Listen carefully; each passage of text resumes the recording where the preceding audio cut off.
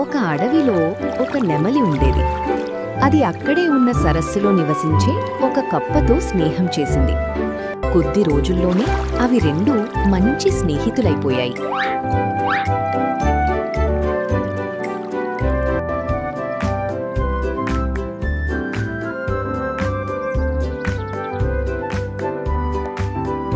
ఒకరోజు ఒక వేటగాడు ఆ అడవికి వచ్చాడు. సరస్సు దగ్గరున్న నెమలిని చూశాడు.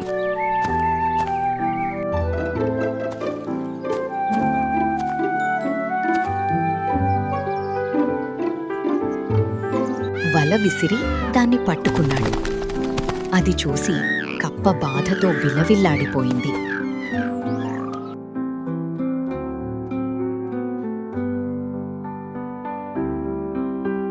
దయచేసి నా స్నేహితురాలిని వదిలిపెట్టు అంటూ కప్ప వేటగాడిని ప్రాధేయపడింది.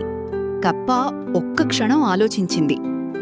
ఒకవేళ నీకు ధనం ఇస్తే నెమలిని వదిలిపెడతావా అని అడిగింది. తప్పకుండా అన్నాడు వేటగాడు. నీ స్నేహితురాలిని విడిచిపెడితే నాకేం లాభం? దీన్ని సంతలోకి తీసుకెళ్లి అమ్మితే నాకు బోల్డంత డబ్బొస్తుంది అన్నాడు వేటగాడు. కప్ప నీటిలోకి మునిగి కాసేపటి తర్వాత పైకి లేచింది. దాని చేతిలో ఒక పెద్ద ముత్యం ఉంది. ఇది తీసుకుని నా స్నేహితురాల్ని వదిలిపెట్టు అని అంది.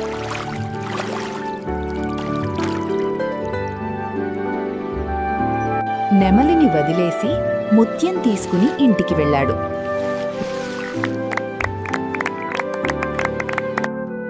వేటగాడి భార్య, వెర్రినాగన్నా, ఒక్కటే తీసుకునొచ్చావు. ఆ కప్ప దగ్గర ఇంకా చాలా ఉండుంటాయి, వెళ్ళి మొత్తం పట్రా అని చెప్పింది. వేటగాడు తిరిగి అడవికి బయలుదేరాడు. వేటగాడు సరస్సు దగ్గరకు వెళ్ళి కప్పను కలుసుకున్నాడు. మళ్ళీ వచ్చావేమిటి అని అడిగింది కప్ప. నాకు ఇలాంటి ముత్యాలు ఇంకొన్ని కావాలి. నువ్వివ్వకపోతే నీ స్నేహితురాలిని పట్టుకుపోతాను అని బెదిరించాడు.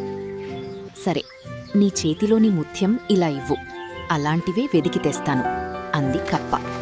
వేటగాడు ముత్యాన్ని కప్పకు ఇచ్చాడు.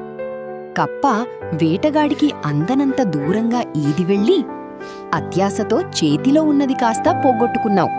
నా స్నేహితురాలు అడవిలోకి వెళ్ళిపోయింది, నీకు దొరకదు, నేను కూడా దొరకను, వస్తా అని చెప్పి బుడుంగున నీటిలోకి మునిగిపోయింది.